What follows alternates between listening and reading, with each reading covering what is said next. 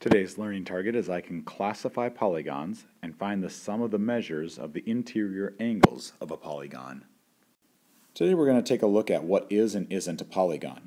So, polygons have sides that are made of line segments, like these are right here. They're always closed figures. You'll see there's no opening, and they have their sides come to a vertex, so they have vertices. Okay, those points where the lines connect.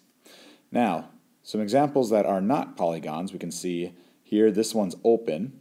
Rounded sides, if something is rounded, it doesn't have straight lines, it doesn't have line segments, so that would not be a polygon. And the lines cannot cross. That's not a polygon either.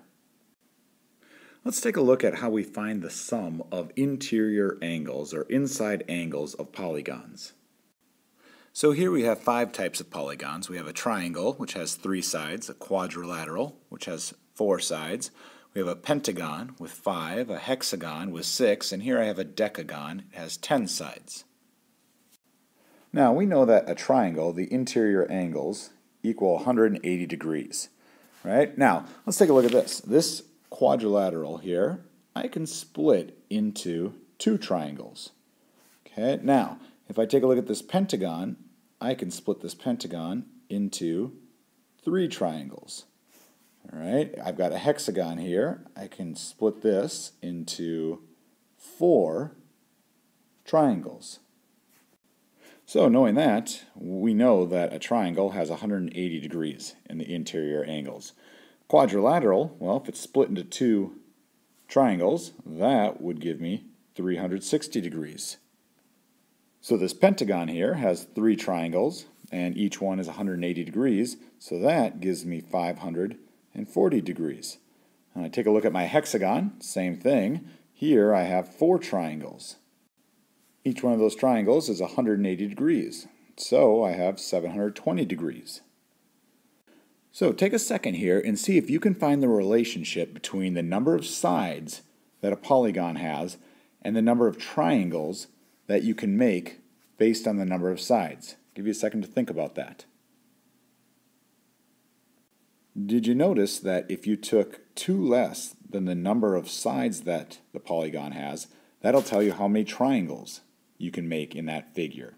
So the triangle here, okay, 2 less than the 3 sides is 1, and that's how many triangles you get in there. The quadrilateral, 2 less than 4, gives me 2. There's 2 triangles in there. The pentagon, 2 less than that, gives me 3. The hexagon, 2 less than that, gives me 4 triangles in that figure. So knowing that, if I take the number of sides and I take 2 less than the number of sides, and then I multiply that by 180, or 180 degrees, that's going to give me the sum of the interior angles. Right? So if I took, for the triangle, 3 sides minus 2, okay, that gives me 1, and I times that by 180, that's how many degrees. This pentagon here, okay, I take 5 sides and I minus it by 2, because that'll tell me how many triangles are in there.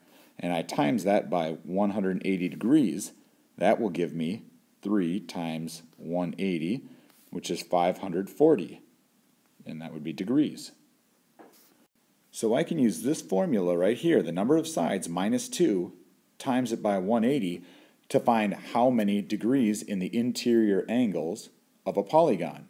So here I have a decagon. Well, let's try it out. The number of sides is 10. I take 2 less than that. That'll tell me how many triangles. And I want to times how many triangles it is by 180. Ran out of room there, sorry.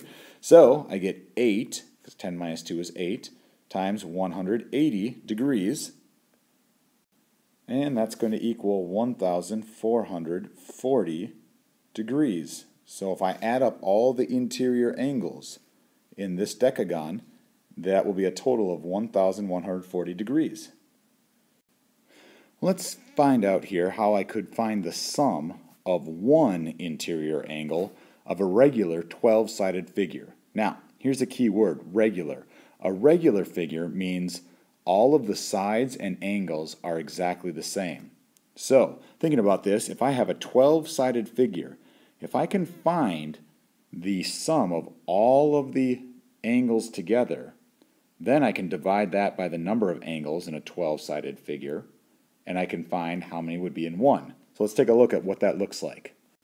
I'm going to use my formula for finding the sum of the interior angles of a polygon.